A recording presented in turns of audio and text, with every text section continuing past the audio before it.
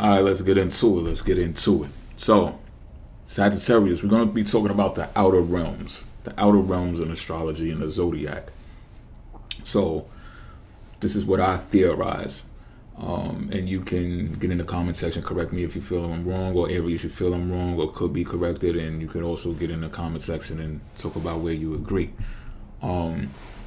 Zodiac signs 1 through 8, houses 1 through 8, represents the cycle of the zodiac. And the outer realms begin in the sign of Sagittarius. Sagittarius is the initiate of the outer realms. And I'm going to tell you why. So, when I say the outer realms, I mean like the southern hemisphere of the zodiac. So when you look at the zodiac, like the higher arc of the zodiac is represented by Cancer, Gemini, and Leo. Predominantly Cancer, the highest place where the sun rises at 12 noon in the sky, right? It's the highest arc of the zodiac. That is also known as the upper realm, the northern hemisphere of the zodiac. And we can get into discussions about how that's inverted in certain situations, or should I say in certain interpretations for particular reasons, but we'll get into that at another time. So Sagittarius is the leader of the initiate of the earth realm of the outer realms, because it's placed in the southern hemisphere of the zodiac, with everything from Libra on down. Libra, Scorpio, Sag, Cap, Aquarius, and Pisces. Alright. So as I said before, when I was doing the video on the Hierophant card, check that video out so you can get a little bit more insight into what I'm talking about now. I talk about how the Hierophant is really a Sagittarius card and it's not a Taurus card. So when you look at the Hierophant card, you see that initially it was represented by the Centaur. It was also represented by Chiron. Now, Chiron, for those who don't know, is the wounded healer. So this is where I begin to interpret that Sagittarius is the initiate of the outer realms. Because once you complete the cycle of 1 through 8, 8 is in the symbol of a cycle, right? And not for nothing, try to look this up. I think you're probably going to find it on YouTube, to where the sun orbits the sky in the shape of an 8. Like, no bullshit. So you can actually look at the sun rise in one particular spot for 365 days of the year, and you will see how the sun moves in an orbit, an elliptical orbit, I believe it's called, in the shape of an 8. So Sagittarius becomes the wounded healer, becomes Chiron. And again, this is an ancient text of where the Hierophant card comes from. So one thing that we must ask ourselves is why. If you're a skeptic like me, if you're a researcher like me, scientist like me, I believe all of us are, even if we just got to dig into ourselves and find it. When you ask yourself, well, why is the Hierophant the wounded healer? And then when you think about it, right, it's because when you follow the zodiac pattern, the most emotional hurts are going to come from the 8th house. They're going to come from scorpionic energy. The moon falls in the sign of Scorpio. You understand what I'm saying? So this is probably where you're going to feel the most hurt and pain from being with your partner, because Scorpio 8th house rules over the life after marriage. So after you solidify the union in the 7th house, the pattern goes into the 8th house, and now you're together. You know, you're fucking like crazy, and you know, everything seems to be great. You're sharing finances with each other. You might have a joint bank account, things of that nature. You know what I mean? And then y'all doing the 1-2. But this, like I said in the Scorpio, the bottom line video, please check that out if you haven't by yet. If you haven't checked it out by now, you'll see that this is where the ups and the downs come at, right? This is where it can get real turbulent. This is where it gets real extreme. So you'll be on top of the world, flying high with your partner at one point, and then you reach that low with your partner, to where it's just like you're holding out sex from each other, you're holding out compliments, you're holding out taking care of each other and doing the things that make each other feel good. And a lot of the times this is done intentionally to manipulate the other person into, you know, persuading them into being or behaving the way that you want them to behave, right? This is 8th house scorpionic manipulation of the mind tactics. Also remember that Scorpio 8th house rules over the mind, or the study of the mind, right? Psychology is ruled by Scorpio in the 8th house as well. So this is why these things take place. When you spend time with a person for long enough, you understand the things that trigger them, the things that hurt them, as well as the things that make them feel good and make them feel happy. So if you're refraining from doing the things that make them feel happy, and you're instead initiating and conjuring up things that make them feel ill, then you can understand why I'm stating that the most depth of emotional hurts is going to come from Scorpio 8th house. Moon, which represents emotions, falls in the sign of Scorpio. All right. So this is where the Sagittarius initiate comes in, because they figured life out. Right. Sagittarius 9th house represents the quest of life, the quest for knowledge, the quest for truth, absolute truth, because what they'll find and what you'll find when you look long enough and hard enough, you'll find that zodiac signs 1 through 8 is a game. I wouldn't say it's a facade or it's deception. It's a game. And once you realize it's a game, and you may have been initiated on some airy shit or brought into this game without having the proper knowledge to prepare yourself and arm yourself to play this game, then you become wise. And a lot of this wisdom can come from being bitter, but more than anything, it's going to come from the experiences that you have and the studying of the experiences that you have. And you're like, oh, I see what's going on now. This is a game. And not only is this a game, I've experienced some of the most emotional hurts that I can possibly experience. And now it's game time from a different perspective, from an outer perspective, from the outside looking in. And this is where the Sagittarius is the initiate of the outer realms, because of that cycle ending complete. Scorpio 8th house represents the ending, right? So in order to rise out of the ashes, right, as the phoenix, Sagittarius is a fire sign, right? You'll see that this is where you take on life from a different perspective. You're seeking something now. This is a quest now for you to understand things that are more spiritually in place, right? Because everything that you thought you knew to be true, or let's even say fixed, right? Because 8th house is a fixed house. It's no longer true to you anymore.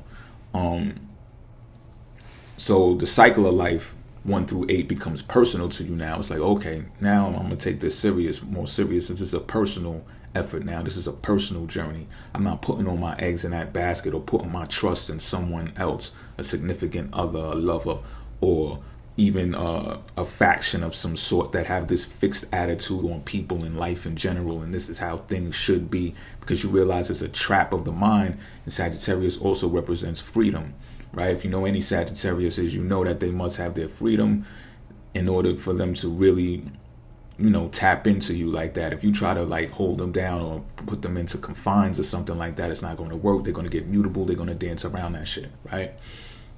So Sagittarius becomes the perfect initiate to begin teaching the cycle of 1 through 8, because they lived it, they seen it for what it is. So now they become this teacher, they become this professor, right? 9th house Sagittarius rules over higher education. They become this guru of some sort. They become this religious leader that can tell you what it is that you need to know to prepare yourself for the game of 1 through 8, right? So like I said, in the Hierophant card, you see the keys at the bottom of the feet that represent intellect and intuition, that the students come to learn, that the assistants come to learn and get this guidance for Earth, right? It's partially spiritual, but it's for Earth, because again, Sagittarius is in the lower rung in the southern hemisphere of the zodiac wheel. So I want you to also look at how the arrow of the Sagittarius is there. Oh, first I want to finish explaining that, being the wounded healer, Chiron, right? The centaur, the half horse, half man. Because you experience the emotional hurts of the 8th house in Scorpio, you have these wounds on you now, to where this properly sets you up to teach people on how to deal with their emotional hurts and pains, and they heal that person in that area, right? And with Chiron, it's like you may not ever be able to totally heal yourself, but that's okay. That's kind of the point of it, because you continue to teach people and guide them through the process, because it at least gives you some type of coping mechanism to deal with your hurts. And makes teachers feel better when they're doing what they're doing, because they're properly guiding people to either go around the steps, avoid the steps that lead to emotional hurts and pain, or also heal them after they've experienced it.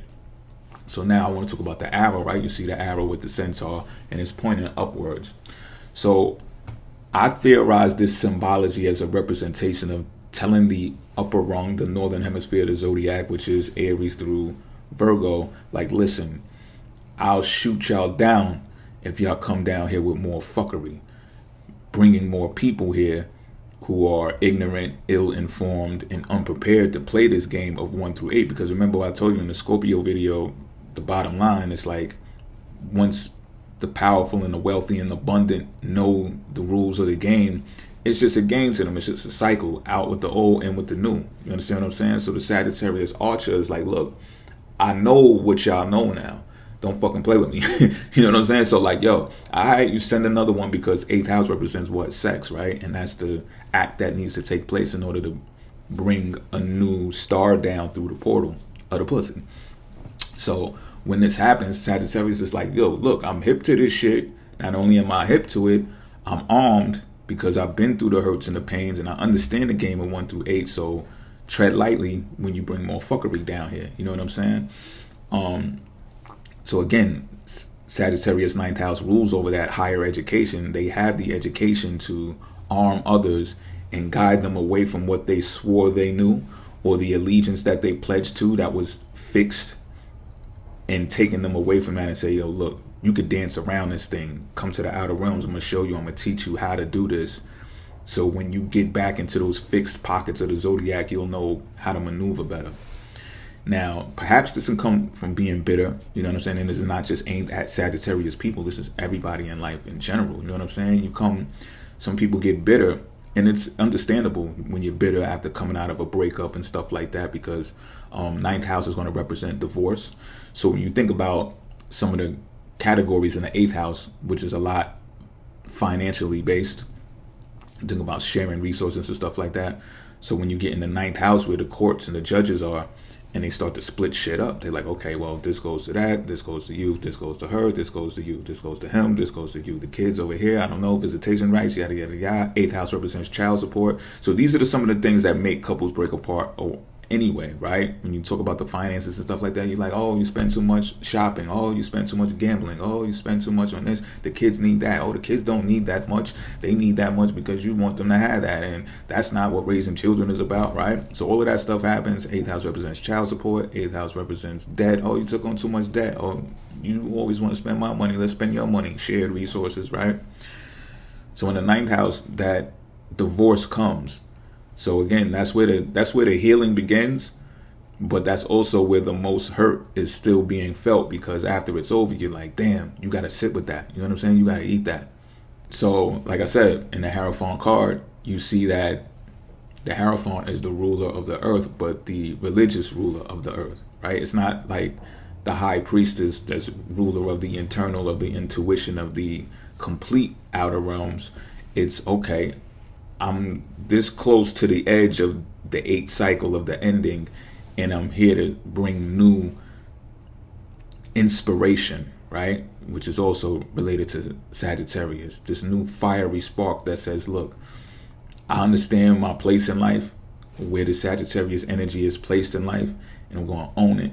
And this may either say that, okay, this quest of life is going to be the way that things are done now, and the true knowledge comes through this way, and I'm going to have to stand on that, or you're going to have to stand on that, whoever is being taught in the process, and or is going to have to be some new way of doing this thing, right? And it has nothing to do with everything that you thought you knew. It has to do with taking these keys at my feet of intuition and intellect and applying them to your own quest to find your own journey, your own spiritual truth, your own religious dogma, your own way of life, the way that you want to practice this thing, not what they've not even taught you from zodiac signs 1 through 8 or houses 1 through 8, but what you've been through 1 through 8, and things that have been imposed on you, or things that you've been subject to that maybe you've been manipulated and influenced into believing, right? Everyone is susceptible at a point in their life.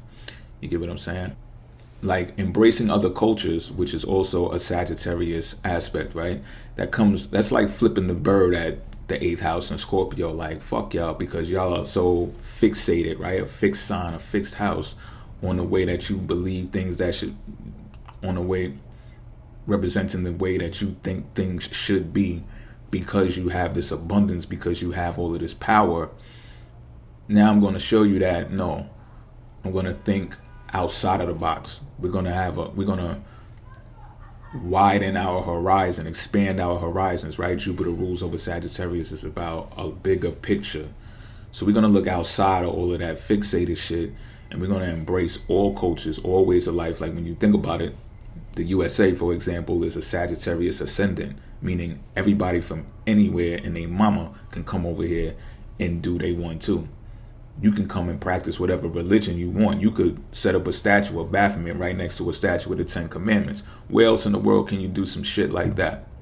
You understand what I'm saying? So this is what the Sagittarius energy is saying as the initiate into the outer realms, right? It gets interesting. I love this Sagittarius energy. This is newfound for me too. So it just feels good to even discuss this shit.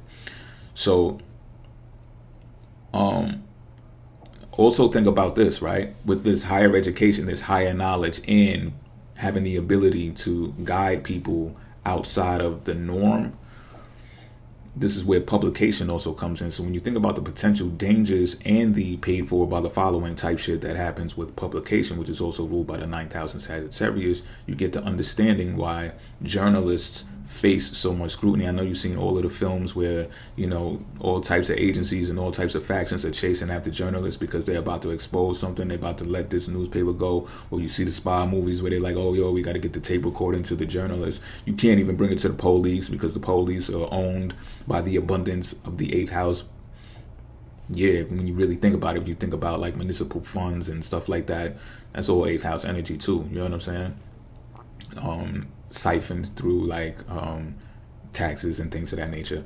So the publication part can get scary, it can get challenging, and it can get trying, right? But it's like the most powerful thing. Even like I said, even when it's paid for by the following, right? You see how certain messages and certain stories are forced on you to the point where you either start believing them, or you at least become so programmed by them that you accept it as the norm. And it's not until you detach from that and, you know, take some time to yourself to think outside of that box that you come up with the epiphanies that you need in order to go on that spiritual journey and that truth for yourself. That's what journalists do. They're like, something's fishy about that. It's like something just don't sit well with me when it come to that. So what I'm going to do is I'm going to look outside of the box, and I'm going to tap in with the other people who have also been guided away from that and is going to derive from some type of emotional hurt or pain, even atrocities, death. Somebody died, right? 8th house Scorpio. Somebody died in their lineage or that was close to them because they knew too much or said too much or something like that. You understand what I'm saying? So all of that is related to Sagittarius in the 9th house. So what I'm going to do is I'm going to continue this in like a short series of Sagittarius, Capricorn, Aquarius, and Pisces to explain the outer realms of the 1 through 8 cycle for the last 4 houses of the zodiac. I'm out.